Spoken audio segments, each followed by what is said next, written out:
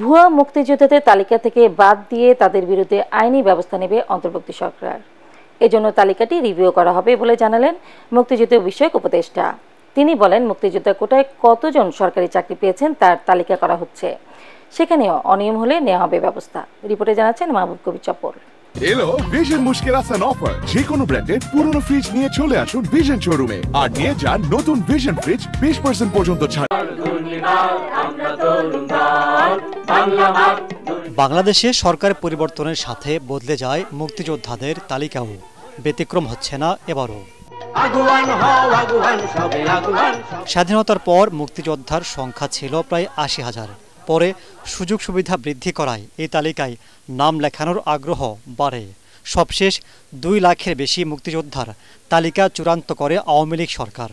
এই তালিকায় ভুয়া মুক্তিযোদ্ধা যেমন স্থান পেয়েছে, তেমনি রাজনৈতিক বিবেচনায় অনেকেই বাদ পড়েছেন বলে অভিযোগ আছে। শুধু তাই নয়, মুক্তিযোদ্ধা নির্ধারণের সংজ্ঞা নিয়েও প্রশ্ন তুলেছেন অনেকেই।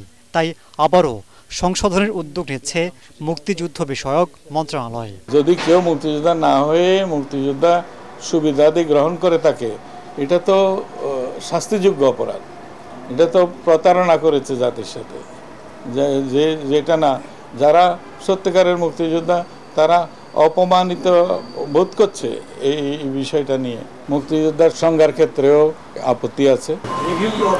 অবশ্যই সব কিছুই হবে যাতে ন্যায্যভাবে মুক্তিযোদ্ধারা তাদের সম্মানটা ফিরে পায়। তিনি জানান, মুক্তিযোদ্ধা কোটায় কতজন সরকারি চাকরি পেয়েছেন সেই তালিকাও করা হচ্ছে। এখানেও অনিয়ম পেলে ব্যবস্থা নেওয়া হবে। বিগত আন্দোলনের একটা প্রধান বক্তব্য ছিল মুক্তিযোদ্ধার সন্তানদের কোটা।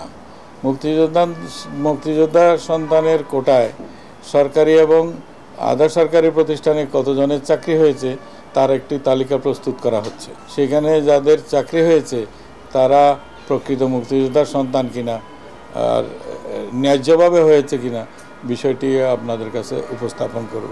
মুক্তিযুদ্ধকে ব্যক্তি স্বার্থে ব্যবহার করা অনাকাঙ্ক্ষিত বলেও মন্তব্য করেন বীর মুক্তিযোদ্ধা ফারুক-ই আজম।